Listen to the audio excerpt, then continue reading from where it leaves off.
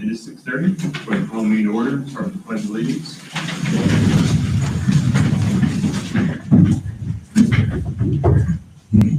I pledge allegiance to the flag of the United States of America, and to the republic which stands one nation under God, indivisible, with liberty and justice for all.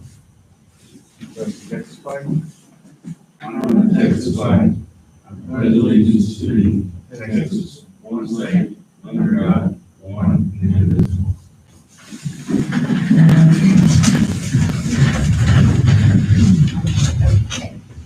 I'll do roll call. Mayor Terry Johnson. Well, thank you for this day. Thank you for the rain. Much in the rain this past weekend. Just pray that you give us open ears and open eyes to make sound decisions and do it for the best of our community. Christ, I pray. Amen. So now I'll do roll call. Okay, Mayor Corey Glassford. Here. Tim Williams. Here. Colby Caper. Here. Will Rutledge. Here. Brad Snowdy. Here. And Charles Scarborough. Here. Eric Stevens. Present. And City Attorney Brett Hale. Here. And I'm City Secretary Allison Sanders. Okay, brings us to number 4, citizens' comments. I will remind everybody that if you want to have a citizen comment, you need to sign up on the sheet prior to the meeting. This is your one and only time to address the council. Any side conversations will not be entertained. If there's going to be side conversations, this is your warning now. If there is a side conversation, the meeting will stop and you'll be asked to leave. With that being said, we will go to number 4, citizens' comments. I got Gary Bradshaw. I think Gary Bradshaw has 2 things he wants to address: fire hydrants and sewer. Yes, these are the questions for the city council. The matter of the fire hydrants were presented to you in April at the city council. The fire hydrants were discussed and action was approved in the main meeting. A maintenance plan for fire hydrants were presented in July and was approved. With that being said, this is what we do know. We know that they needed to test the fire hydrants, but it needed to wait until the water tower was restored online. This was completed the 1st of July. You know that 2 hydrants on the east side were open with flow. I'm not sure about the west side. We know that the stems of hydrants have been wheeled to loosen them up. We know that there is a need for additional fire hydrants on both sides. However, nothing has been done to improve this situation. What we don't know is how many others may or may not work. We don't know what the flow rate is or the PSI of these hydrants. Y'all yourselves set a deadline of October the 1st for completion. However, nothing in the minutes of meetings reflect that. However, it is on the recording. This is a great concern to the citizens. Each one of you are appointed to the city council to look out for our best interests for the citizens that you represent. However, this seems to have been overlooked. Brad was the only one that came to me and visited with me concerning this matter. He said there was nothing in this year's budget for this. But however, it appears it's being pushed off into the next year's budget. Not one of my representatives from my side has approached me on this matter or any other matter. Who are you representing? That's all I have on the fire hydrants. Do you want me, my second one? Sure. This is on the sewer task force.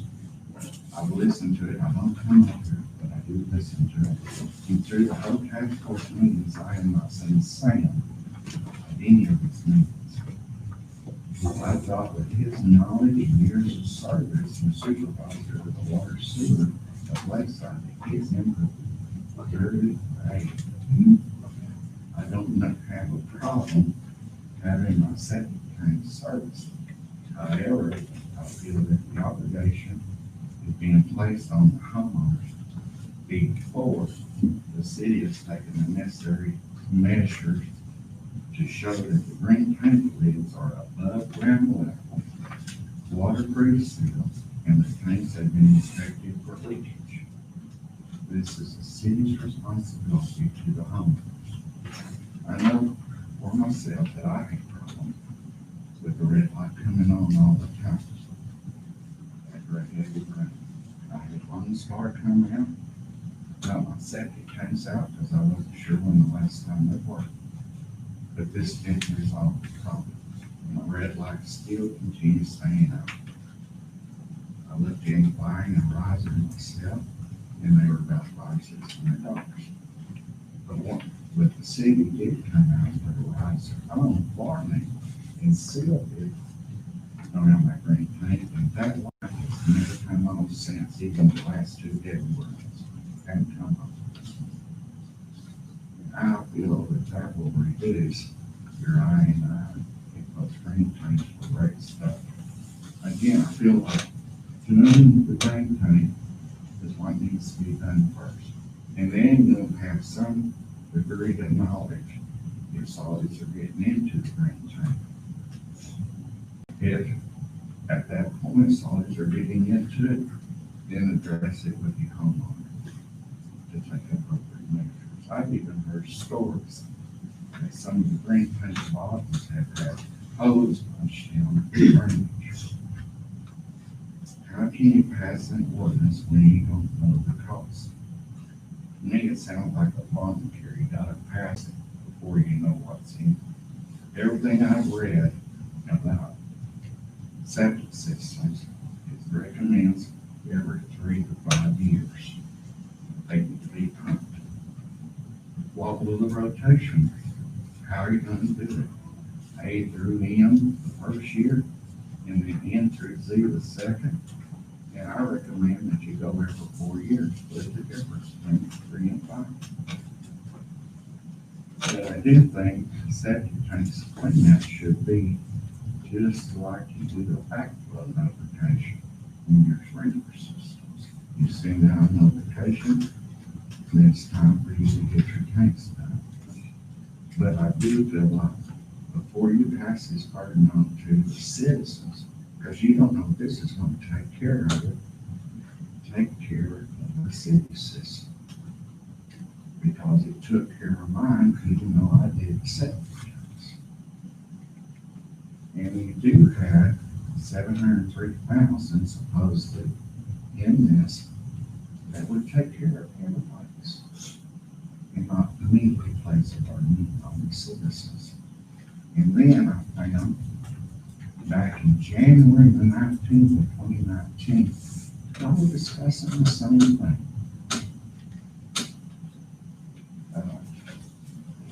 I have it here that says, I don't know if y'all recall, Eric Stevens reported that the city had 41 red lights, worked on 41 red lights, released 11 pumps at 425, rainwater getting into our system, adding risers, got some up like tanks. Risers are $660 a piece. The city is responsible for the green tanks. The residents are responsible for the septic tanks. We would need contractors to replace the green tanks. We do not have enough employees. City engineer Dean Hinton said to plug lines to do a fast fix, Corey and Eric together with me to find contractors. Michael Chapman said we need a workshop to address the sewage and drainage. Of course, it was a closed session, so I don't know what was. Mr. Grassfire, your time's up. Just, it should only be 5 minutes total, not 5 minutes per item. Do what now?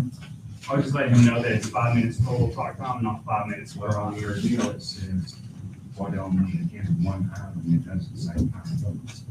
And it's 2 different topics.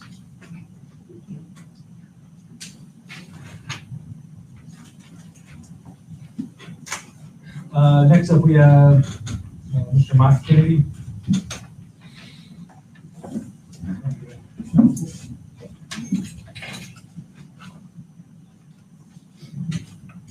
We're going to talk about the certificates and then the wastewater. The city, of course, but y'all remember this? Certificates of obligation, we took out a $2.5 million certificate of obligation. You built your fire department, you got your offices, left you with $1.3 million. Citizens would like to know where that's at. What have you done with it? Before that, you had, I think, between 1.3 and 1.4 million that was left before Mr. Stevens came into office. So you went and you got more money, 2.5 million. Things started happening, some things were getting done. And now we've got a preliminary budget of 1.58 million. How does that happen? How does that happen? You didn't spend all the money that you were supposed to in the COs.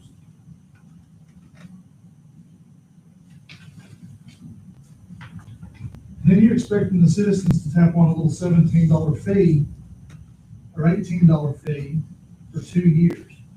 Why? It's not necessary. That money needs to go to hydrants and things like that. You burden the taxpayers with a very expensive certificate of obligation. The fact of it is you didn't borrow enough money in the beginning. Let's just adjust that.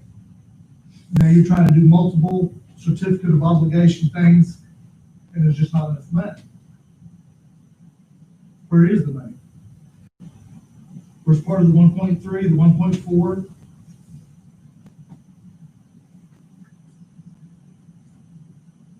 You're asking citizens to take out another 2 years of a payment on their water bill after taxes have gone up, water has gone up, and you have had access to all these funds, and you're still wanting more. It's hard to swallow, folks. Somebody's got to answer for this. I say, why don't y'all take one for the team and just pay for everybody pumping in the tank if you want to, or better yet, why don't we just focus on the ice, the cheapest route y'all can go? I've missed one of the water meetings, and of all the stuff that I've looked through, the cheapest thing you can do right now is put risers or replace the tank, the green tanks, and go from there. Don't be digging in people's concrete and their sewer in the backyard, tearing up their gardens, their fences, pulling dirty hoses. Y'all are fixing to run into a storm of unimaginable proportions. Fix the green tanks. Put some flow meters on some critical key areas. See what you get. Then come back to the people and say, look, let's pump out your septic tanks. Don't put this little fee on them. You don't need it. You got the money somewhere. It should be there. You know? This is all public record. You know? This is not going to be solved for a very long time because Mr. Noble stood up here and told you you had to have a 2 to 5 year plan. That's never been addressed. It takes 2 to 5 years or maybe longer to come up with a package facility, along with even putting a pipe back to Wichita, which in the future, that's probably your best choice.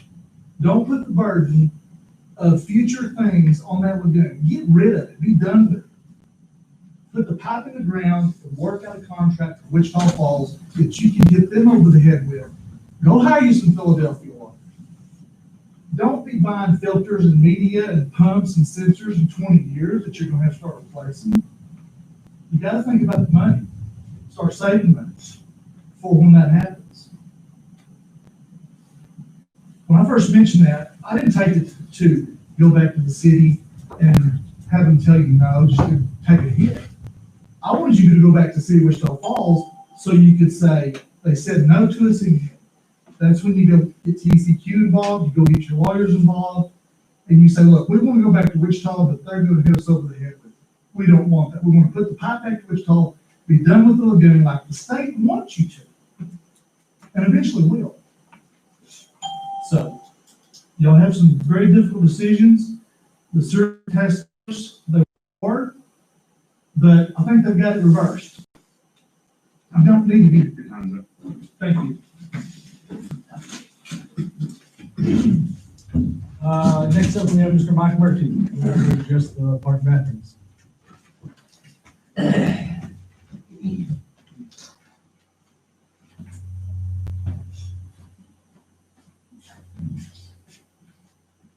My name is Mike Murphy, and I live at 804 Shoreline, and I've lived at that address since July of 2004.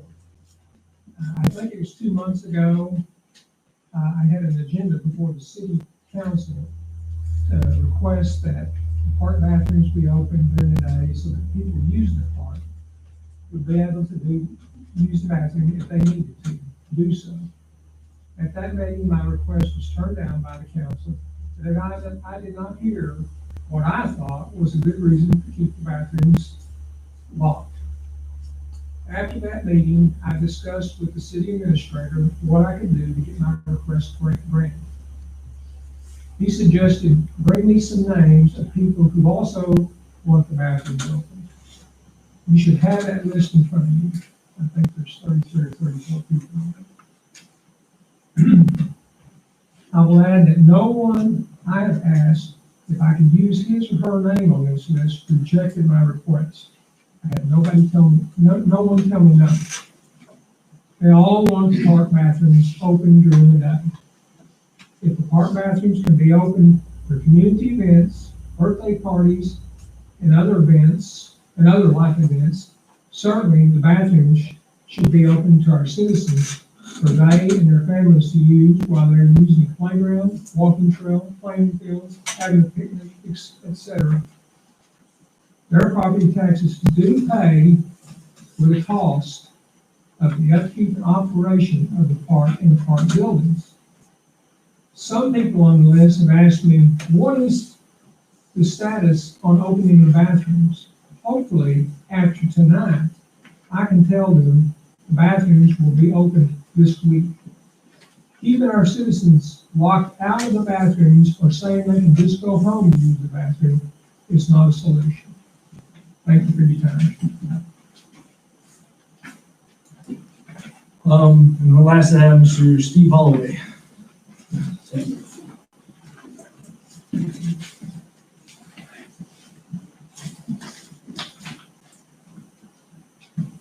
you much. I appreciate what y'all do, especially the task force. You guys took on something in short order, turned it around pretty quick. Those of you who don't know me, I used to sit up here at this table for a while, and I learned a few things along the way. The problem that the task force is going to talk to here in a little bit is going to be the I&I, where rainwater gets into our system and we pump a whole bunch of nearly clear water up from lagoons, and they're just not capable of handling it. So that is the key thrust of what we need to fix. One of the things we did on my watch when we were fighting over the lake lots, the borders around our city, was that I heard a little rumble from Wichita Falls about how we might be putting something into the lake. So I gave the city employees directive to go around and cap all of the lateral lines, because that's where a lot of it comes from. Because the check valves in your lateral lines, probably nobody's in this room unless they're new, work. They probably fail, it goes backwards through there and it's pumped out. So I don't know how much you could put a cost to that, to do that. I would recommend that we can go around and inspect all the septic tanks, but that's not gonna stop the I&I.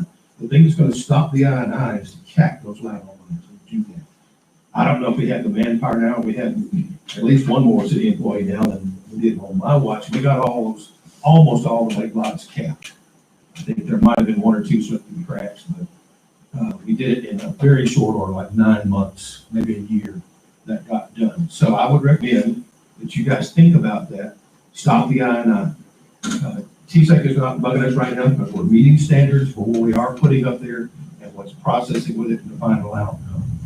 So I think attack that I&I, cap those lines. I don't know what that'll cost. If we had a contractor, I would venture to say probably about half of what I've heard the dollar amount. maybe less, to do just that, and then see what to do next. Because we're a city of 1,100, you know, most of us out here, we know what our per capita is up there, okay, fine, but not everybody's, you know, so sometimes the tax hike does hurt, you know. Additional fees on the sewer rates, I understand, I've had some conversation, we've been going backwards with that. We used to do the same thing when I was sitting up here. We would eat some of the raises for a while until we got to be where we couldn't handle it, and we would bump it up until we could, you know, handle it again. But we just kind of kept it between the lines, just reacted when we had to. But I'll leave you with that. Thank you for what you do every day, and thanks to the task force, guys.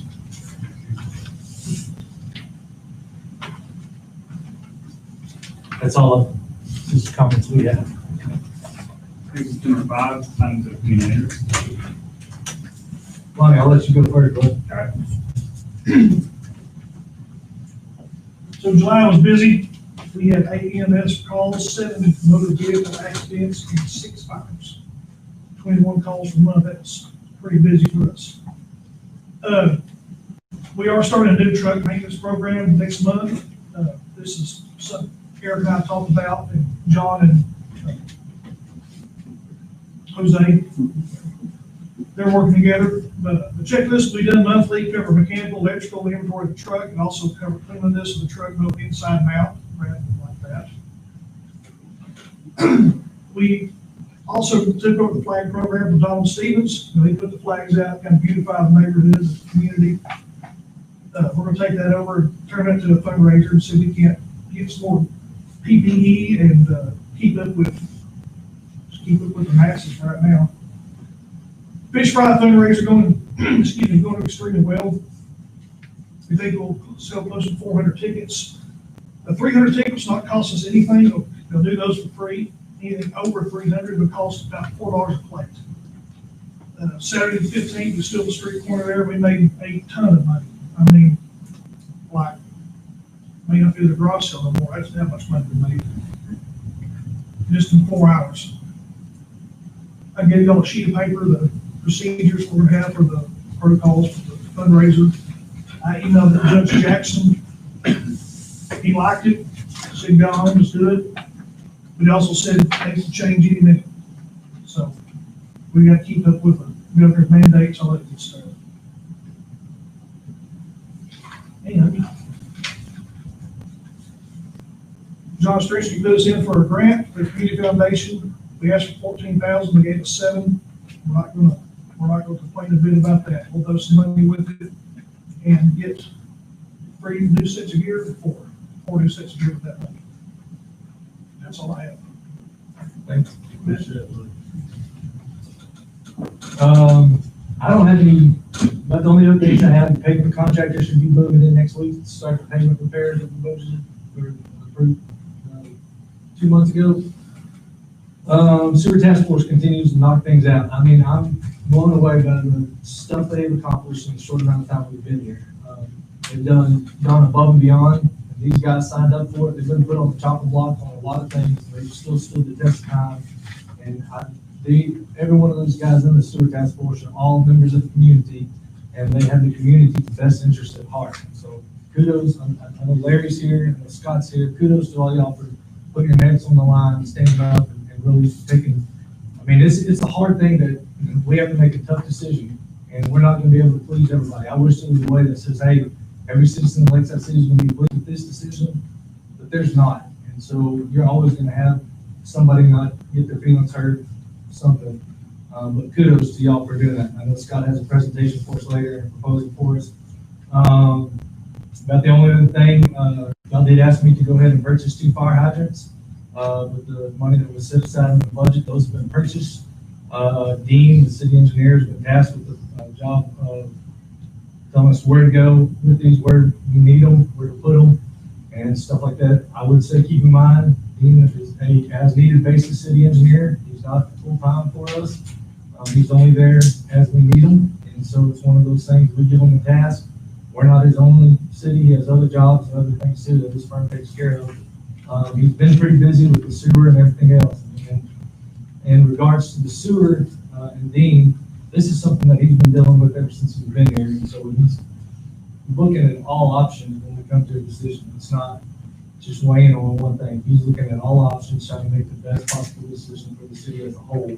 That's gonna get us out of the situation. It's gonna be something that we can enjoy for years to come. It's not another kick it down the road for another year and let the next people deal with it. So, that's where we're at on that. We had a little bit of damage, to the water tower, electrical components during the storm, blew the transformer off behind it, it was laying in the ditch behind it, Encore, made an emergency thing, they came in, they replaced it, and we got it back up, and, we repaired the electronics in there. Sam and Kevin took care of that. So, other than that, that's the only damage we had besides a few trampolines we blown away and a bunch of tree limbs. Other than that, the rain was good. That's all I got. Most of the other stuff we'll talk about in our agenda items. Motion number 6, consent agenda. I entertain a motion on one of the ready.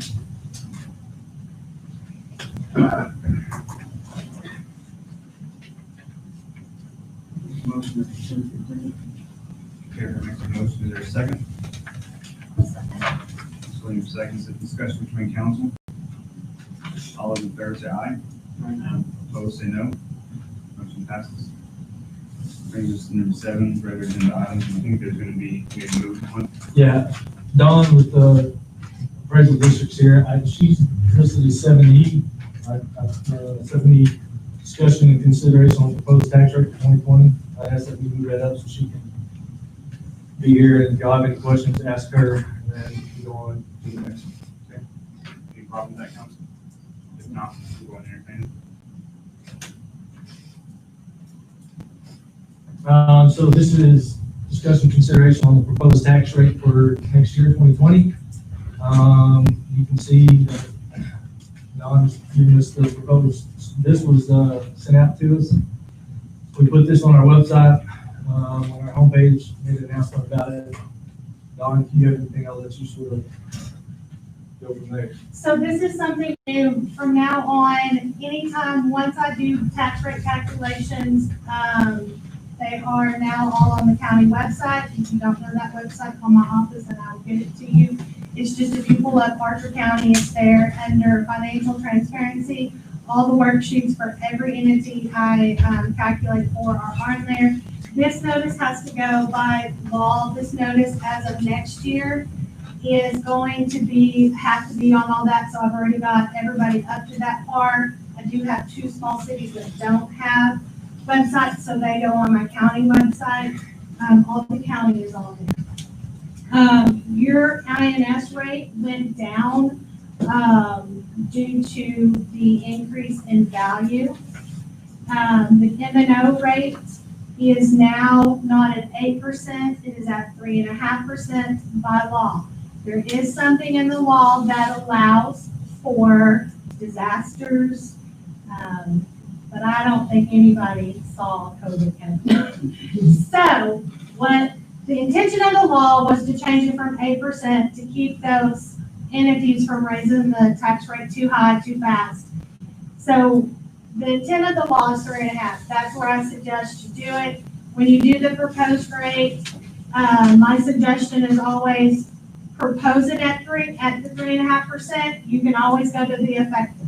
That's pretty much what the county did. The county is right below the rollback rate, which is now called voter approval rate. And they just went right below that, but they're probably, and that way it gives them leeway. If they would go in and say, my proposed rate is the no new revenue rate, they can't raise it any higher, because that's what y'all propose. You can go lower, you can't go higher. So just remember that, okay? And then we'll put that in the paper, announce all that when the meeting will be. It has to be on the website 7 days prior to the meeting. It has to be in the paper 5 days. So we kind of have a schedule that Eric and I will work on. I have new software that helps me with all this. I plug in a number, I plug in your meeting date, and it pulls my notice up like that. Very easy. But y'all did have growth rate of 2.9%, 2.9 million in new value. So you did have some value increases. Do y'all have any questions for me? And just to let you know, since, it's kind of a weird thing, but since the INS lowered, if you went with the 3.5% for the M&O, your total tax rate difference would be 2.45, is that right, 2.45? Yeah, they only increased total to. Yeah, it's somewhere in there, yeah, 2.45, because of that INS decreasing. The other part of it is that, we did it at 98% of collecting the money, because like with the county budget, we have old INS, so when I collect back pay, kind of the back side of it, I have to add that into that. Y'all's INS was new last year, so you don't have any back pay. So anything that's still outstanding, you will get, y'all know me, I'm pretty good about collecting money. So y'all only have, $600 in INS not paid. And that was as of July 20. And I guarantee you there's been a lot more than that. So we're probably down to 400 or something. So there won't be a lot coming back in that, but they did change the law where we could change that for at 98%, because we do have some things going on, as y'all know, COVID. We don't know what's going to happen with future rates. We don't know what's going to happen with future appraisals. We did lose quite a bit of money in the county for minerals, so that affects the budget. So. Okay. Do anyone have any questions?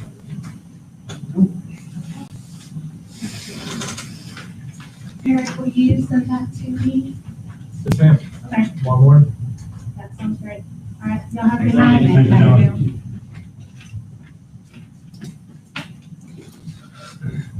So pretty much I just need a motion saying they'll proceed forward with the voter group tax rate. I'll entertain a motion when I'm ready. I'll make a motion. Move forward. Tony makes the motion, is there a second? Barbara seconds, and discussion between council. All those in favor say aye. Opposed say no. Motion passes. That'll now bring us to 7-8. This is just continued discussion and consideration on COVID-19 status and protocols. This is where we can talk about Mark and Mr. Murphy brought this list to us to see about what our thoughts are on opening that back up. If I recall right, we had chose to keep it closed because of the COVID-19 and just having the staff to be able to sanitize that properly within the amount of time of being used. So this is the time we can discuss that. If we could just do a certain amount of time, just a small amount of time to start with. Don't go there and spray or something. In the day before we have to open it in the day. Okay. What time it'll be, morning or. And actually, Colin, Steve Hallway, when y'all built the pavilion, was it meant for city use or was it meant for it to be a rental with the pavilion use? Well, the track is the main driver for citizen use. Those who want to go out there and walk. Some people, I've seen people out there with headsets on, out there exercising in the middle of the grass, because I can actually see the park, from my backyard. So I see people out there all the time. But yes, it was for everything, not only just for events and the Little League and that kind of stuff, but also for fitness and whatever folks want to do. I go over there with my golf clubs every now and then, try and hit little white balls all over the place. So there is use, and it was intended to be for that, in addition to whatever else the city wants to do with it on its own. So during your time, did y'all leave them unlocked? We had some problems, and at first, with the track wasn't completed right away. It sat for a long time with a big chunk of it not done. Then it finally got done, and then usage picked up. There was still some people would go out there and walk, but not as many. There were a few. We didn't hear anybody asking because there weren't that many. Right when we first opened everything, there weren't that many people riding around or walking around out there. So we didn't get much input on the bathrooms, whether they ought to be open or not. We did have them open for a while, then we got some vandalism issues. Most of those people have left the city. Those individuals are long gone. And I asked because we did have problems with the bathrooms being vandalized. Oh, yeah. Left in the mess last time. Super glue in the locks, all kinds of crap. Excuse me. And that's, for this council, the rest of us, you know, as Mr. Bradshaw stated, that we are elected officials for the safety of our residents. And, you know, with those bathrooms having locks on them, you could have a predator go into that bathroom and lock that bathroom. And you know, that's a safety concern as well. Lock on the inside. It's locked on the inside. Could you change the lock? Sorry if I'm out. Let me know. That's the way to look at it. Go key, and then that won't happen. Mr. Murphy, how is, I don't live on the west side, so I don't know how many people go to the park. Is it more people in the mornings, and as it heats up in the afternoon, there's less people, there's more people in the evening? Do you see? Well, there, probably 20 of those people on the list are over there from time to time or almost every day walking. I walk, I can't run anymore. Well, I understand, but is it mainly in the morning time, or is it mid-afternoon, is it late afternoon? I would say morning time, and then, it's because of the heat. But in the evening, once it cools off, there's a lot more, the number goes back up. Now, I've seen people over in the middle of the day, you know, thinking they're getting in shape, walking and running in 105-degree heat, but they're risking a heat stroke. But there's quite a bit of use of the park. I'm over there either riding my bike on the trail or walking 5 or 6 days a week. And there's a lot of other people that do the same. I just wonder how many people actually would need the bathroom. Yes, I understand everybody wants it open, but there's also the concern of we don't have enough manpower. So right now with COVID, keeping it clean and sanitary. And then there's also a lot of people, their kids go to the park. They're not monitored. There's no adult with them. They go in the bathrooms, and again, there's no way to police it and make sure it stays clean. But how many people, if they need to go to the restroom, if it's locked, they know ahead of time, they know they can just run home. I get it. Some people, I understand also that is an issue. My issue with it would be the safety thing. I wouldn't want my kid, I let my kid go up to the park with his friends. Do I want him going in a bathroom when I'm not there? Absolutely not. He comes home. There's not enough employees to be able to go in there. Like the VFD has it when they're having their event. They're gonna go in every 30 minutes and wipe down the restrooms. That's not happening during the day. So the sanitizing, and everybody is pro sanitize, you know, sanitize your hands, they're spraying down things, they're wearing masks.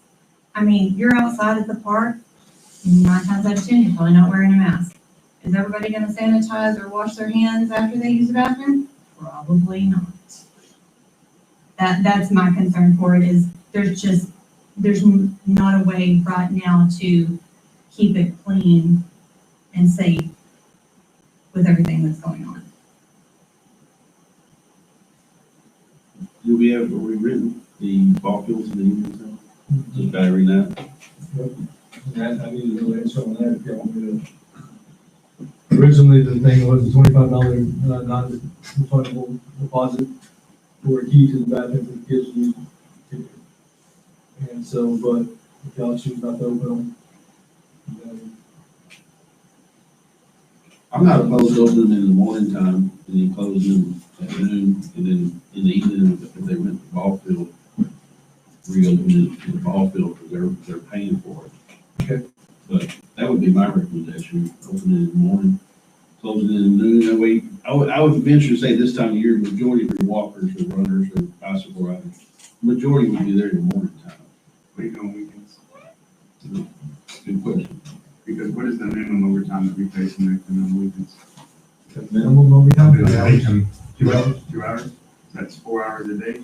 Usually before all this, and then what was before all this? That's when mostly gets used. So that'd be the bigger argument, I would think. Well, I'd say that's in Clark somewhere. It's Monday through Friday, 8 to, or 7:30 to noon, and you just start with that. Try to keep it clean. and if there is vandalism or stuff like that, we'll lock it down. The school stacking sessions, the kids shouldn't be over there during the daytime. Unless they're out from school. You They also have have some running walkers. That's right, And yeah. then You have open virtual. virtual, they're ready in the pavilion. Or ready in the fields, either one, in the evening. Monday through Friday, 8 AM to noon. You know, if it's spraying down, we're done, we get, I'm about spraying Clorox or whatever it takes, I don't know the protocol.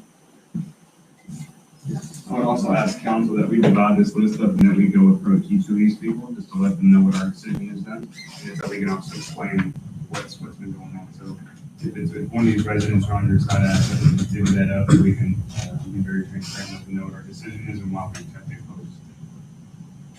closed. So 8 till noon, Monday through Friday. Any other COVID update status that we need to talk about? Do we need to make a vote or anything? Okay. If there's no more COVID-19 status updates, we'll move to regular agenda item B. We do this every month for 2 months now, it's the payment to Cominette contractors. The percent of work done, this is $147,737 as of July 31st, 2020. What percentage of work we at? We have 60 or 65, 70%? 76%. 76 is it? It's not very.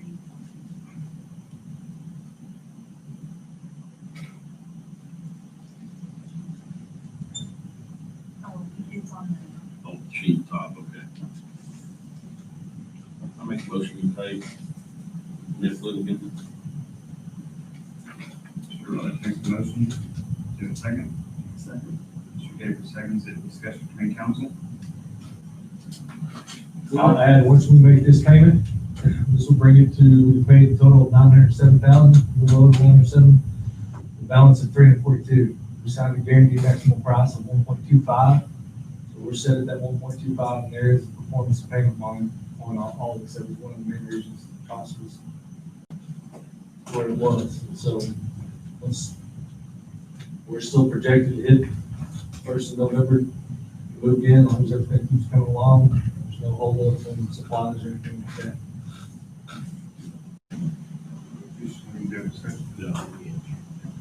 There's still a motion on the table. I'll go ahead and call for a vote. All in favor, say aye. Aye. Opposed, say no. Motion passes.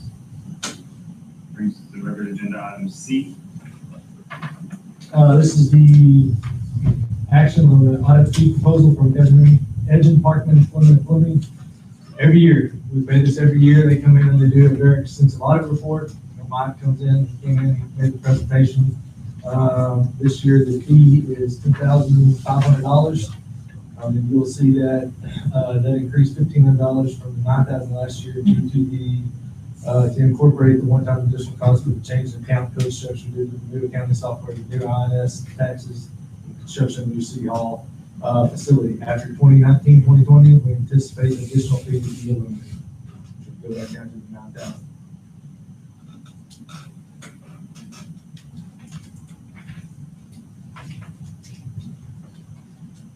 I entertain a motion when it's presented.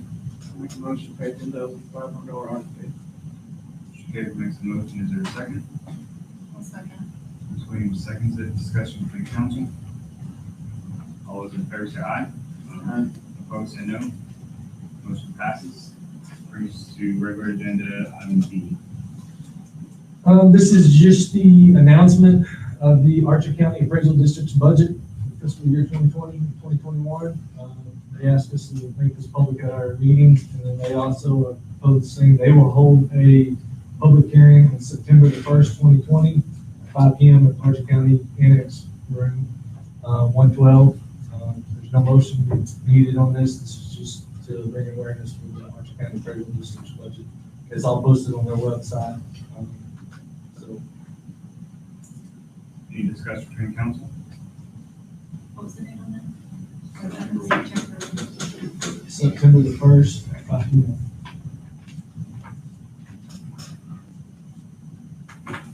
There's no discussion, we'll move to a regular agenda item F. Yes. So y'all have met the past 2 weeks, or whatever, those dates. And y'all asked to set the preliminary budget. This is the preliminary budget. It's been posted on the website.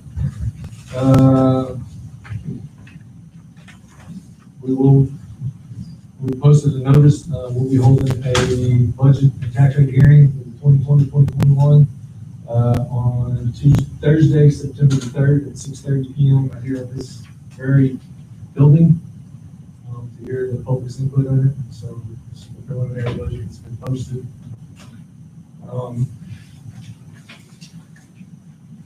Any questions on that? Any discussion from council?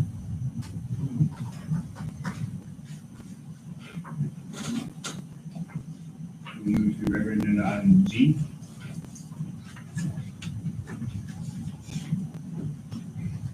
This is the, y'all asked last week when, last month when the Waste Connections, CPI, Consumer Price Index increase came in, to reevaluate it. Obviously, they went up 2.25%, this year. Some notes I gave y'all, in your handouts was the last time that the city council raised the rates in 2013.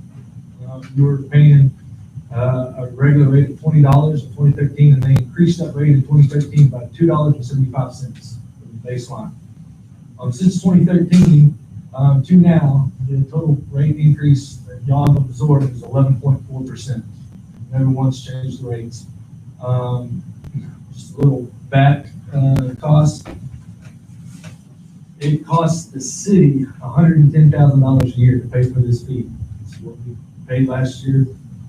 To date this year, and then we've only brought in $115,440. So over this year, y'all only profited $5,440 on the trash. Obviously, it's going up 2.25%, but you're going to go in the hole next year unless y'all want to increase the rates. My recommendation, the city manager, would be those people that have one trash can, you raise theirs very minimal. We have 453 citizens out there that have one trash can. Where you are losing the money is those that have two trash cans. There's 129 people that have two trash cans, and there's 5 people that have 3 trash cans.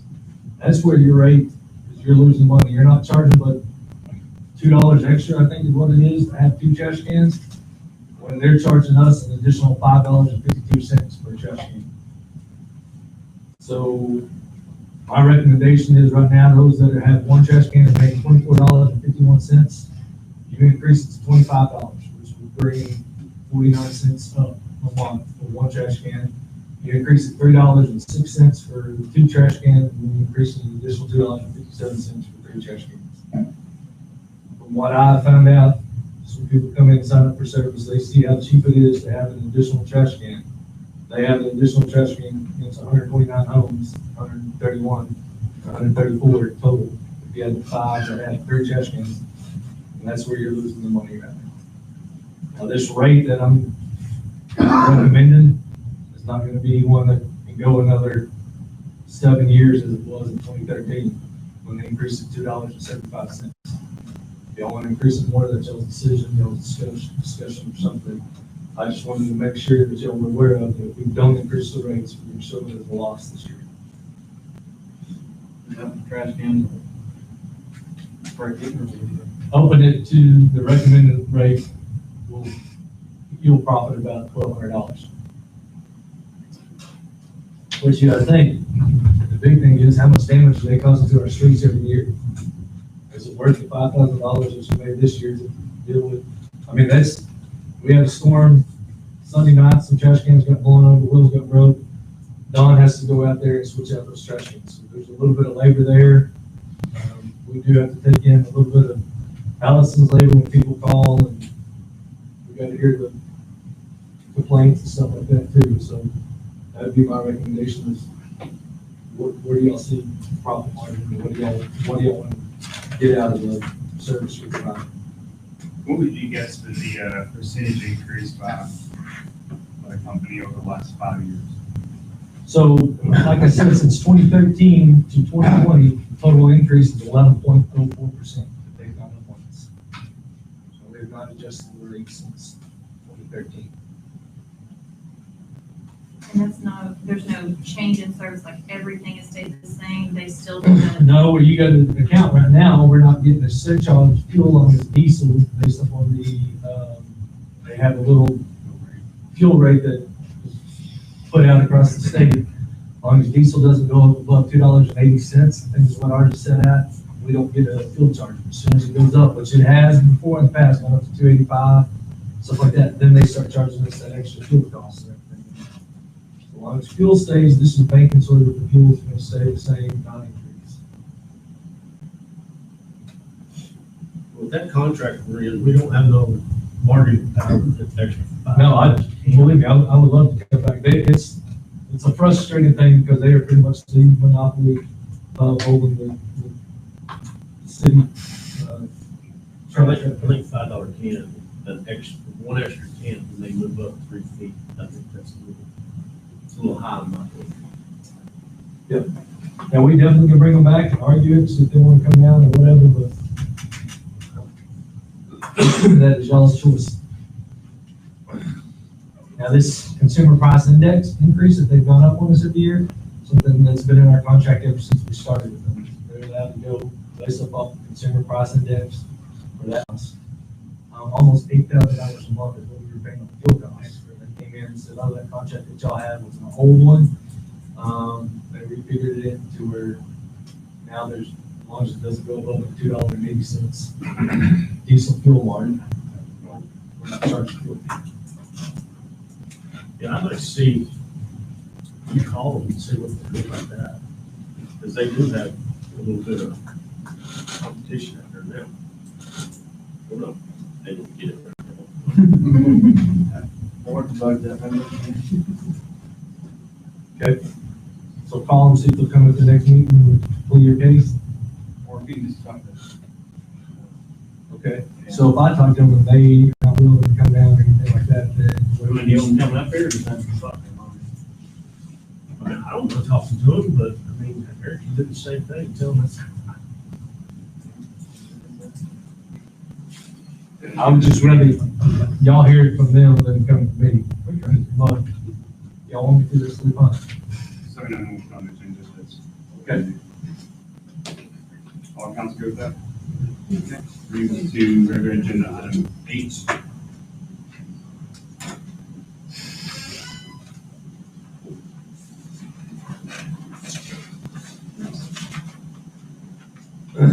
Yes, this is the, as I said, the sewer task force has been meeting, came up with some very good information, ideas and stuff like that. And so Mr. Storm, the chairman, is here to give the sewer task force proposal.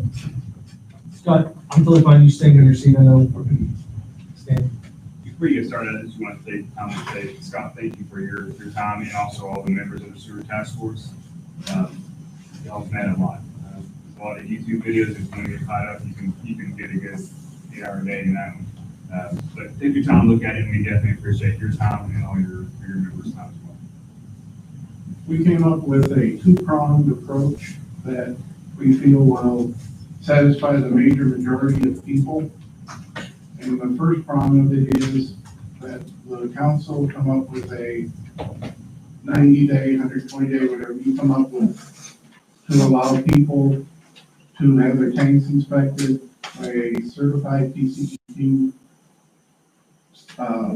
sewer company, for lack of a better term, and for those papers to be given to Eric.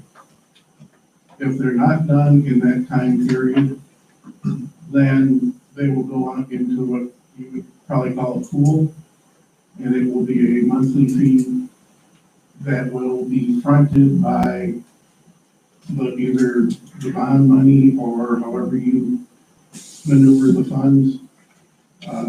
The general gist is probably going to be around $175,000.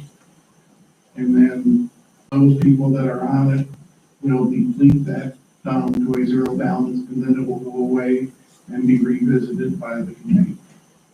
And it's figuring, what, 2-year payoff? I think roughly Yeah. 2 years. Now, we've had people that said, I just want to take care of it myself. We're doing an RFQ right now to the sewage companies to try to get a bundle price for doing multiple homes, trying to get a volume price. And Eric is going to be sending those out in the next week, my understanding. Yes, sir. But for the people that want to pay for it, they can pay for it, they can use anybody they want to. For those that want to pay it out, where there's no interest, no nothing, it's a zero net to the city. And that fund balance will come down every month until it becomes zero. And with that, I would take questions. So with that contract being made, like if that was the case and whatever you're saying, it's on the water bill, right? Yeah, it will be, So what happens if the person sells a loan? Does it attach to the person or does it attach to the that's property? something you and Brett would have to, it may transfer to them. That's something that takes a legal evil, and we're just the committee. But that will give us a basis to know what we own. And in that, there was talk earlier about lateral lines getting plugged. That's part of the inspection and work to be done. I would welcome you to go online and look at the inspection form. It is quite exhaustive. Scott, is this is your recommendation will be presented to us in the written format of some kind? This is his recommendation right here. This is it right here. And that was if you didn't have it in a certain amount of time. What about like those construction homes? They don't need none, do they, or do they? No. Okay. We'll want the tanks photographed and none, but you're not gonna have a cleanup cost of having the tanks pumped out. We wanna have a picture of everything as it's done. Scott, where'd y'all come up with 175,000? Or how did you come up with that? There was talk from one of the vendors of a $410 approximate cost to do this, and you have 432 homes. Now, some of those homes don't have to do it, some have already had it done. In my case, my tanks stopped up, so I'm the first person to go through the Lakeside City official inspection process. Eric can give you those numbers. We took a worst case scenario, and that was where the number came up. And we've already had people say, I just want to take care of it myself and bring in the paperwork. So then that number would go down, begin with, hypothetically, 175,000 to 174,590. Okay.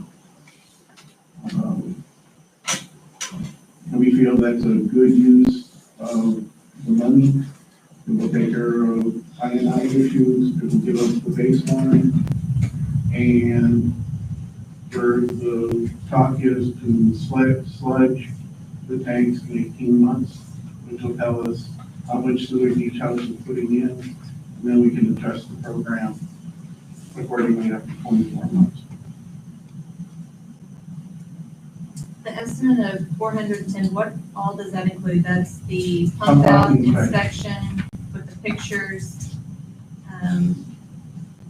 That was what originally was talked about. We don't have the quotes haven't come back in, but that was just a black and blue rule, yeah. Okay, would that include the risers and, is it riser I don't and wanna- lid? I would wait Yeah. until you get the lid and most of the back, before you know exactly. Because I don't want to say, oh yeah, that's gonna cover it, and then three bidders come back and it's higher than expected. We were asked for a budgetary number, Yes. and that was, generality of what it would cost. Was it sent out with the clean out the inspection and the risers? There are 5 different items. Okay. Because different people are gonna have different things. We're gonna have people that we can't find the tanks. Okay, that's one of the 5. The next one is they have to have rice. It's segmented so that, you know, probably 90% of the houses are covered under one of these 5 items. Scott, just to clarify, just for the records, and I know Larry did a lot of work on this, but not acceptable for grants right now, correct? What? We don't have any there's no grants out there that right now we can apply for to fund this. Larry we're doing everything we can for grants. Our problem is our per capita income is too high. Now, there are some low interest. Nortex came in and talked to us and basically said there's no grants, but there are low interest loans that are available. We figured it's gonna be a debt to the city because people would have to have their tanks pumped anyways. And, you know, if they want to pay for it up front, they can pay for it up front. If they don't, they can take a bite a little bit at a time.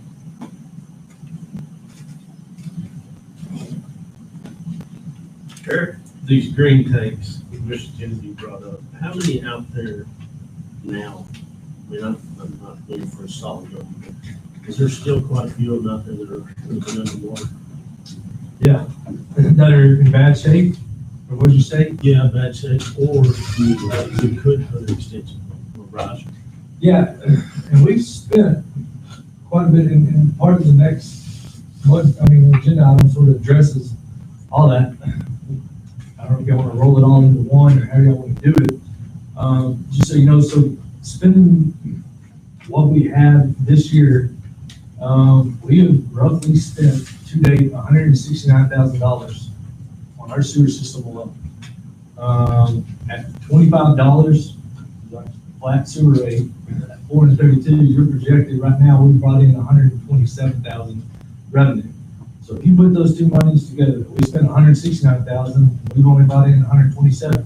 We're showing a loss of $42,000 on the sewer. Just that alone happened. Keep in mind, half of Sam's salary, half of Kevin's salary, half of mine, and her salary comes out of the sewer. I will say Sam and Kevin do a whole lot more than 50% of work on the sewer side. They're probably about 85 to 90 right now, just doing strictly sewer stuff alone. Now in 2017 is when they changed the rate to a flat rate of $25. But going back, doing all the numbers, looking at it, since 2011, we have shown a loss on the sewer side of things. We've never made money off of the sewer side, off the rates that we charge. Believe me, I would love to come in there and start replacing green tanks. We've put quite a few risers on there, and we've replaced a handful of green tanks in the past 2 years. But it's one of those things that's a cost thing to us. I know there's always the talk of, we got $703,000 in certificate of obligation that we can use for that, which there is. But the reason that we have the 703, and this is just so everybody gets clear as the air, when we took the certificate of obligation out, we've been hit 3 years in a row by TCEQ about, you need to dredge your lagoons, you need to do something to it. Dean looked at it and said, hey, my recommendation is you're gonna have to spend $750,000 on getting the lagoons cleaned out and dredged and everything else. TCEQ said the same thing, you gotta do something, or if not, we're gonna come in and shut you down. That was where the $750,000 came out of. Obviously, there was fees and everything else out of it. We pulled it out of that side. So that's where the $703,000 that still sits to this day is. We haven't spent the time of that $703,000 towards the stuff. And if we want to take the money out for the septic things and all that, we can. Obviously, we're looking at a couple different options now. When we took this out, we were thinking we're going to have to repair the lagoons. If we don't go back and we move towards the package plant, then that TCEQ is willing to work with us, saying if you're going to go to a package plant, pipe it back to Wichita Falls, like you said, however y'all choose, there's still going to be a cost for that. So if we use the 703 and say, hey, we'll pay for all of these green tanks to get replaced, we'll pay for the septic inspections and stuff like that, that's fine. But when it comes time to do the dredging of the lagoons, or when it comes time to pay for a pipeline back to Wichita Falls, or when it comes time to do a package plant, then at that time, you're gonna have to come up with more funds for it. So that was our whole reasoning behind taking $703,000 out of the certificate of obligation when we started. It wasn't, we just didn't come up with an imaginary number, so hey, let's go for it. It was, those were earmarked to do repairs on the lagoon. And to this day, repairs still need to be done. Even if we were to abandon the lagoons, TCEQ won't just say, hey, you're not gonna use them anymore, y'all walk away and be done. They still want us to come in, clean out the sludge, everything else. So even if we were to abandon, and that's state, that's nothing we can do, we can't get out of it or anything like that. Believe me, I would love to just walk away from it all and say, hey, we're going to a different thing, we're gonna run a pipeline back to Wichita Falls. And I know the sewer task force looked at the pipeline to Wichita Falls, but their thing was, that's last resort, last option, and that was the 9 guys on the sewer task force. That wasn't one individual or whatever, and that was, they came up with that. And so you're gonna have to do something on the sewer rates if you want to show, to be able to pay for the stuff, or if you want to take it out of the certificate of obligation fund, that's totally fine. We can start taking it out of the certificate of obligation fund, pay for it, not charge the citizens anything, pay for it, start paying for green tanks. But once that money is depleted, and then TCEQ comes back on us and say, hey, we told y'all for 3 years, y'all need to do something to your lagoons, and we haven't done anything, that's when it gets up. That's when the state comes in and says, okay, well, fine, we've been y'all 3 years, y'all told us y'all were gonna do something, y'all haven't done anything, we'll step in and we'll take it over. And we'll most likely shut us down until we get things fixed. But we can also then show that we're taking care of our I&I water, which will extend the lagoons. So we don't have to be in a position that we have to make a decision in 6 months. And that's the way the task force looked at it, was from the I&I to the lagoon. Yeah, Scott makes a great point. The cost of operations for that sewer system, if we stay dry and pump out 45,000 gallons a day like we do when it's dry, then we can make money at the $25 rate. But when it rains like it did this Sunday, and we pump out 218,000 gallons yesterday to the thing, you can, I mean, that means that much more time for them out there having to irrigate, get it down, electricity costs, wear and tear on pumps, everything, wear and tear on people's backyards, on their pumps in their backyards. It's just, it's a combination of things, and it's like, okay, and so that's the deal on adjusting the I&I. I mean, I think the sewer task force hit the nail on the head. Let's get the I&I down, get this infiltration down to where we're not spending all that money on electricity costs, manpower costs, and everything else just to keep our sewer system afloat, more or less. One of the other things we're gonna be looking at in the next 2 months, 3 months, is last year, we bought 90 pumps at almost $57,000. This year, you're already at, what, 56 pumps? Yeah, I mean, when I did all the math, we're at 50 at $570, we've already spent $28,500. We're buying oodles and oodles and oodles of pumps. And one of the things, thankfully, we have people on the task force who are very diverse in pumps. And we're gonna be looking at, is there a better pump for us to use so that we're not replacing that many of them a year? And that's due to solids being in the green tank, going to. It's due to solids, and it's also due, I mean, on a normal day when it's dry, your pump might kick on one time, on a normal solid day. On a day like Sunday when it comes to rain, everybody red lights on, those lateral lines are not capped, like he's saying, they're not capped, all that rain comes in there. Your pump's running at 4, 6, 8, 12, sometimes 24 hours, sometimes they get hung because the float switch comes up, they'll get hung and they'll run until the thing burns up and we're out to replace it. I mean, and people don't realize that. I mean, it's one of those things, people think, oh, well, Sam Kevin came out, they fixed my pump, we're good to go. Not knowing that it probably just cost the city roughly $1,000, $570 for that, the wiring, pump, and everything else, $1,000 right there just to fix that one pump. And that's just on green tanks alone. That's not charging, just like Jerry said in his thing, those risers are $660. So if you figure out how much that's gonna cost, if you do that in 432 homes, just putting one, that's not including Sam and Kevin's labor, the ram deck around it, the screws, everything else.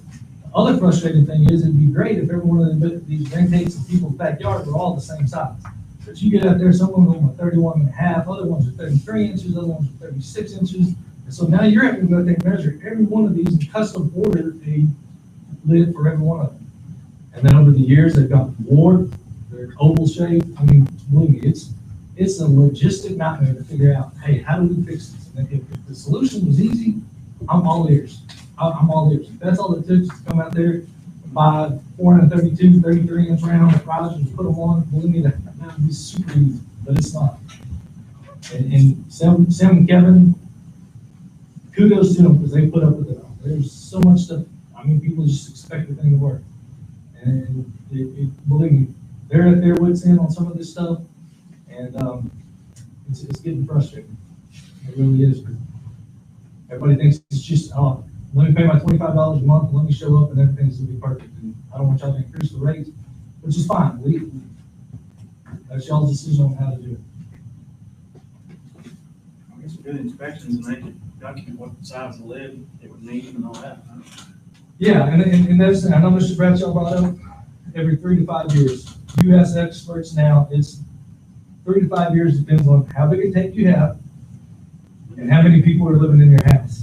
It's not just, hey, we recommend 3 to 5 years. It's not that.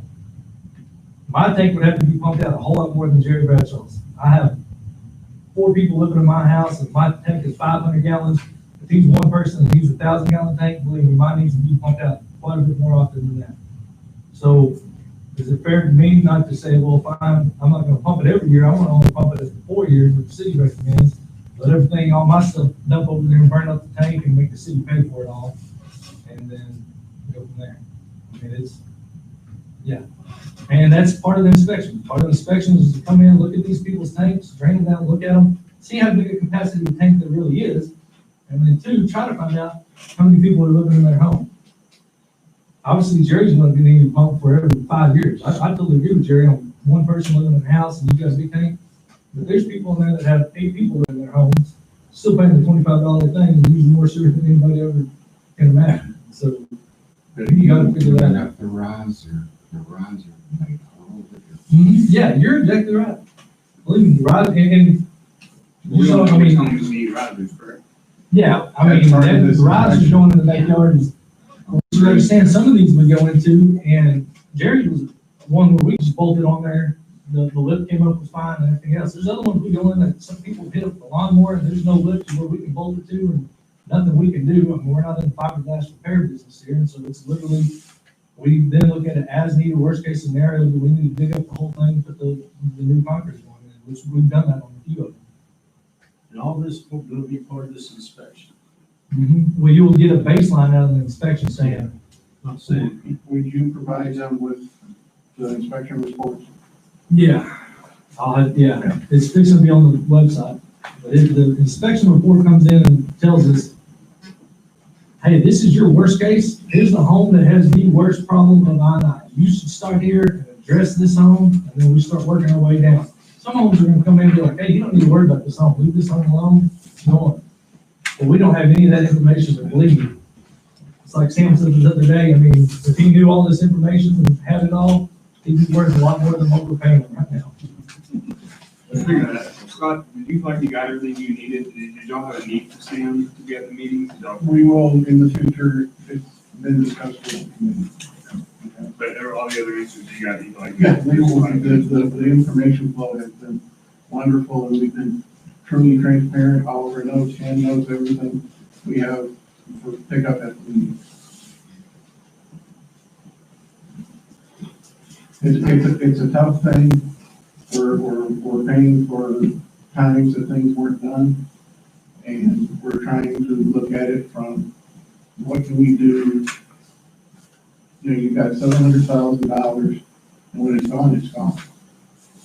And, you know, so we looked at it, and the best way we came up with was, if we eliminate some of the lows, then we can end that life and we can start target shopping for that answer.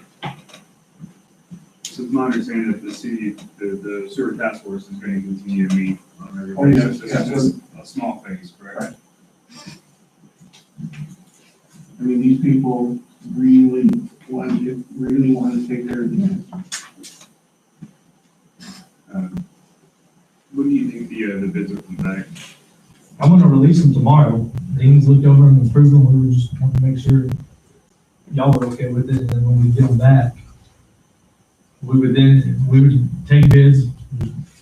Currently Lone Star, Ajon, and IMC, there's a few other, surrounding ones out of the Metroplex. Believe me, I wanna get as many bids as we can. We will publicize once the bids come back. We will open them here and do an open thing and everything else, and we will go with the best qualified, lowest bidder there is. And then go from there. But like Scott said, you're not gonna know the whole, this is 175,000 was a good number that we came up with. There's gonna be homes that they're covered up with, the septic tanks are covered up by a patio that they poured on the back of the porch. And we're not gonna be able to inspect it, and then that's gonna have to be addressed as a as needed thing. Just looking over that's pretty solid list. I think that's gonna get us on the right track. Yeah, I mean, they came up with it themselves, they worked hard on it, and everything else, I mean.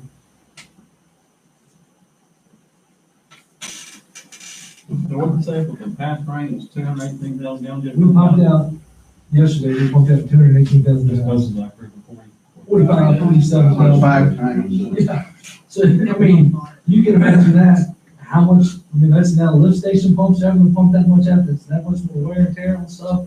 And then you gotta get out there and you gotta irrigate all that 218,000 that just went out and normally irrigate 45,000. Irrigate probably on the wetland. All wet. And the big thing is, we can't go out there and irrigate it, because now that water from the rain, the water's standing, so we gotta let the field dry, and so then we're fixing to be double time, triple time, quadruple time, trying to make up for all that.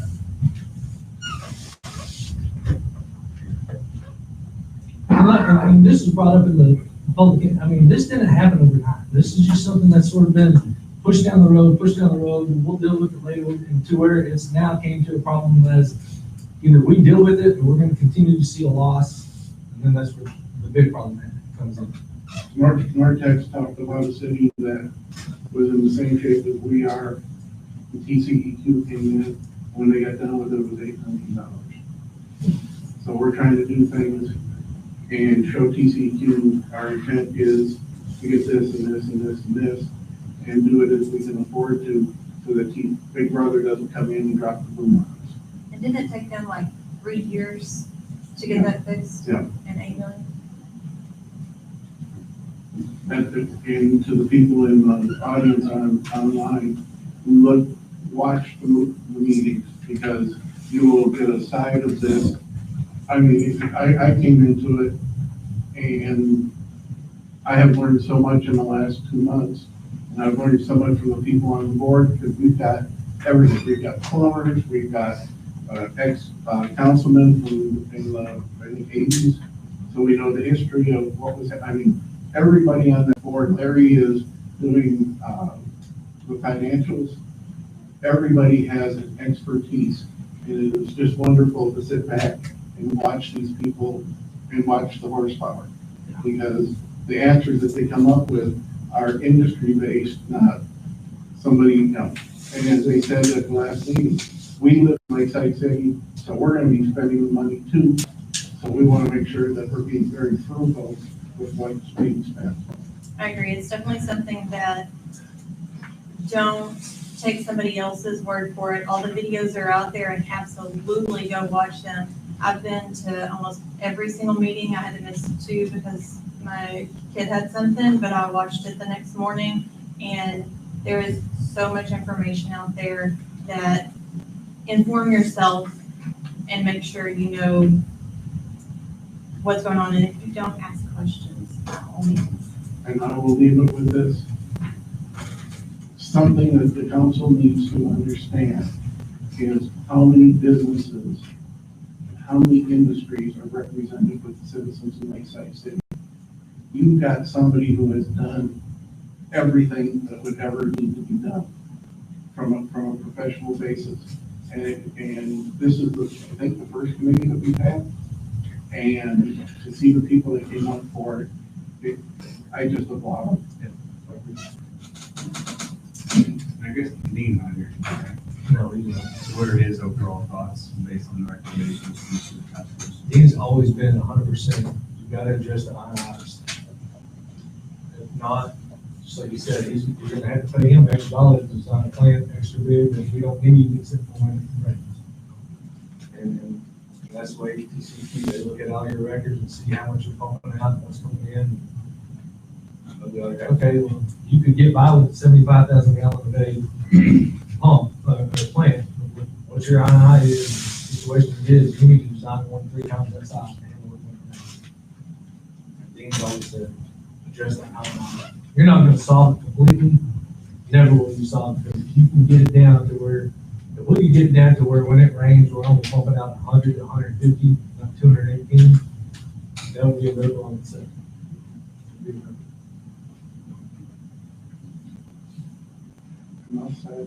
Next.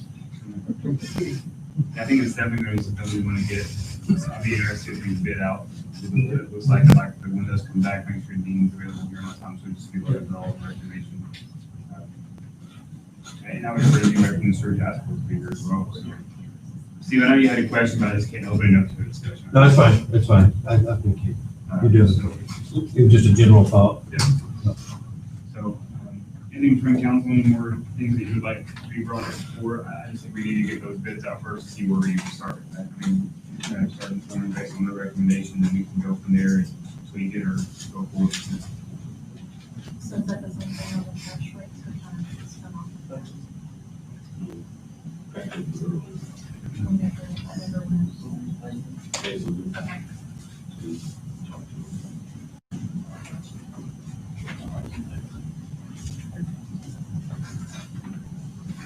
Do we go back to you? No, no. That brings us to regular agenda I. Yeah, this is, when we looked at the budget, and I showed you what we're spending on the sewer costs. We've already spent 169,000 this year, only brought in 127, loss of 42,000. You're projected next year, as long as you stay within the budget, to lose, spend 162.5 and only bring in still the 129. You gotta do, if we're gonna, that's where we need to make the decision. Are we gonna increase the rates and use the money from the increased rates to pay for the green tank repairs, all the sewer repairs, all the extra stuff that we're doing? Or are we gonna take the money from the 730 set aside, the certificate of obligation, and start using that money? And once it's gone, then go back and figure out where we pay for everything else. That's what you gotta decide.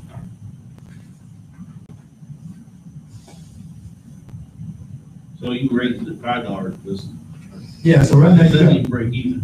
432 sewer accounts, is what we're billing out right now at this current point. Earlier in the year, we had less because there wasn't that many people that moved in, new homes gone up. At $25 at 432, you're 10,800 a month, is what you're looking at, which is roughly 129,600. And that's what you got projected to bring in, 129,600. If you go up $5, from $25 to $30 a month, you can budget 155,000, which obviously then if you spend 162.5, you're only losing 7,500 a day. Is there any way to look at the water bills and charge based on the water usage? Those who use more water, pay more for the sewer because that's money going out. Because we either going out. Yeah. Like Jerry, one person's gonna use less water than three gonna use. Yeah. If you're already charging our price, you use more. We used to go off of the 3 lowest months, what they did the 3 winter months. They went off of January, February, and March. And that was, according to, you go back and look at the minutes, then the July workshop, it was determined, this is back from 2017, that due to the rising cost of operating and maintaining the sewer system, it was necessary to amend the sewer rate ordinance to a flat rate of $25 per household. So used to, when y'all were doing, in 2016, y'all were bringing in $87,000 a year. In 2017, when you set the flat rate for $25, y'all brought in $143,000 that year. So going to a flat rate, according to, it was a whole lot more easier to build. I agree. Everybody billing on a flat rate. Now we can go back and try to work it, and come back from that, but if you make it that way, a lot of people know in January, February, and March, let's not use any water. And then they turn around and be your biggest customers when it's time here in the summer. Believe me, I would love to put sewer meters on everybody's sewer and then charge everybody per sewer rate. If you do it to one person, you gotta do it to every citizen. It's not fair to say, well, I'm gonna pick Brad out, make him do it, not make everybody else do it. So,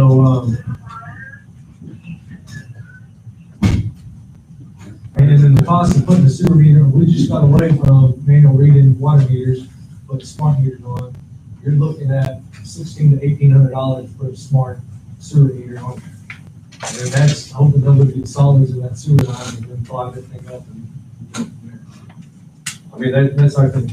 I'll be glad to come back and look at doing the 3 lowest months, charging a rate there. I don't think that's gonna solve it. I really don't. I think you're right. Sandbag those months and you'll still lose. We're definitely not in a position to lose on that. Believe me, I'd love to find a way to come up and make it fair to everybody. I mean, I feel as a family of 4, I should be paying more on my sewer bill than a family of 1. I mean, that's just me being a citizen. I got 4 people, I'm flushing the toilet a whole lot more than somebody else is. But you tell me how to figure that out. There's homes out there that have 6 people living in them, and then you go knock on the door, or make them fill out a survey, and they're gonna tell you they got 2 people living. So then, you know, it's a hard thing, and usually the easiest thing for me. All the other cities that I see set a flat rate. And if you look at some of what other cities charge for the flat rate, I showed you all that, what it was that other cities were charging the city our size, and stuff, our $25 cheap. Believe me, I don't want to go up on rates, but I think we're foolish if we sit here and continue to go in the hole. We can't afford it.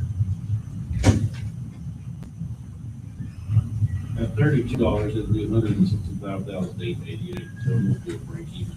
I'm hoping with these septic inspections and I&I, it's gonna be sort of a give and take. You can get the I&I down, which means not as much work, horsepower, and electricity costs as there is. And then the increase rates, somewhere you're gonna meet the middle. And we won't know that until we start getting septic things done, lateral lines capped, little first rain, see. But these inspections and stuff like this is not gonna happen overnight. It's not gonna be, it's gonna be a 6 to 8 month job, or if even that. So a contractor can come in and inspect all these and get them done.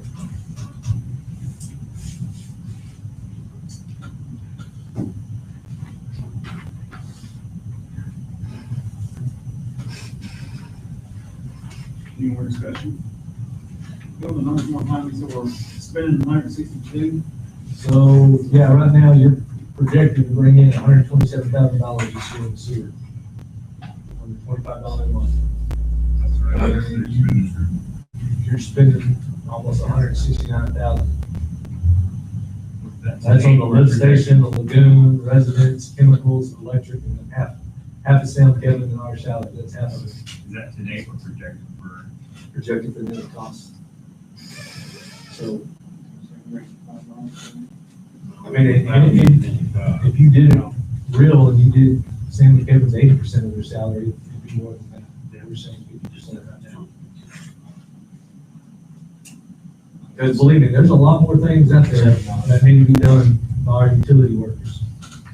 Potholes, fire hydrants, all that stuff, but right now, we got, just like today, big rain like this and everything else.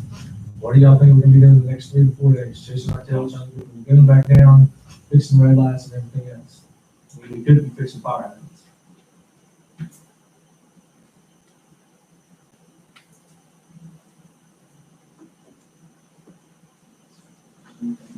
$5 a month. Starting. I would definitely use it as a starting point and see how you go. Get the I&I address this year, and then into the next year, we can see. Is it what we can know?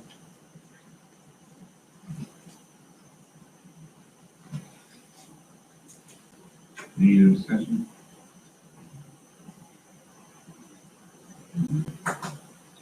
There's a motion presented, I will entertain it. If not, we will carry on.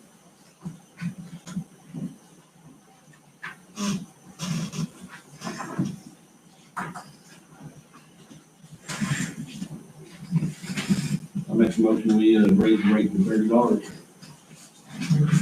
For when, for, the move by Mr. Rutland, is there a second?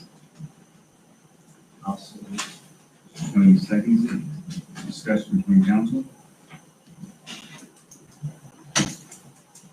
All for a vote, all in favor say aye. Opposed say no. Motion passes. Brings us to number 8. Other council matters. I'll start, Mr. Summy. I just want to tell everybody that we don't want to go up there and do that either. I mean, I pay the same bill as everybody else does. We're not here to do that. There's no way we can lose $42,000 a year in this sewer. It's just, that's not. I want to thank the task force, sewer task force, for spending all y'all's time up here doing this and looking into it. That's about all I've got. I feel the same as Brad, that I'm truly grateful for the task force. They've brought so much information, their expertise, donated all their time, and they're going to continue to do that until we get some really good answers. And we are all citizens, whether we're on the council or not, we're all in this together, and it's something that's going to have to be fixed. And you've heard the other council members from past say, they're even on the task force, that it's been a long time coming. We just happen to be the one that's been dealt with this hand. That we're to the point now that we just can't keep patching it. We have to fix it. So, I appreciate everything you've done. I agree. I think it's gonna get there. It's gonna take a lot of time. Obviously, it's not gonna happen now, hopefully maybe a year, but I think we're gonna get there. We won't have to have discussion ever again once we do, I promise. Well, thank you. Please. The same way I think all the members, they've spent a lot of hours dedicated to this, away from their families, so, I definitely appreciate that. There's a lot of knowledge on there, and y'all are doing amazing, and keep it up. And just like we have the best interest of our entire community, or else we wouldn't be sitting up here, I believe y'all have the best interest as well. You're gonna be scrutinized just like everybody else. It's gonna happen. There's no way to make everybody happy. If that were the case, then we'd all walk around here holding hands, but we know that's not the case. So keep pushing and don't let the naysayers hold you back. I echo everybody. Appreciate those that come.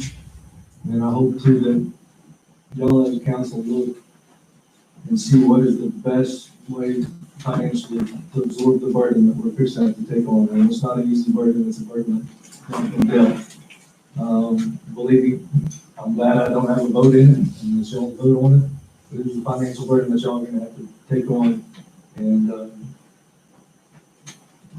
I think y'all are making the right decision. You got a lot of things, and I encourage y'all to weigh all the actions you get. Sorry for speaking. Okay. I got it. The only thing I have is just, again, I want to mirror everybody, Scott, the team, and Larry, you're here. Just appreciate your time. I appreciate council's time too. It's a lot of time away from your families with the budget workshops, meeting, grinding, trying to figure it all out, doing the best we can. I definitely appreciate your there. Appreciate your analysis time as well. Just grinding it out. And so, if there's an easy position, everybody run for it. I promise you that.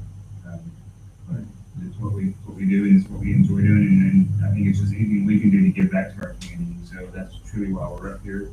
And so I do want to appreciate y'all's time for that. But I have nothing else, and I would entertain a motion to adjourn. Motion to adjourn. Mr. Coulter makes a motion to adjourn. Is there a second? I'll second. Ms. Williams seconds. There's discussion between council. All in favor say aye. Aye. Opposed, say no.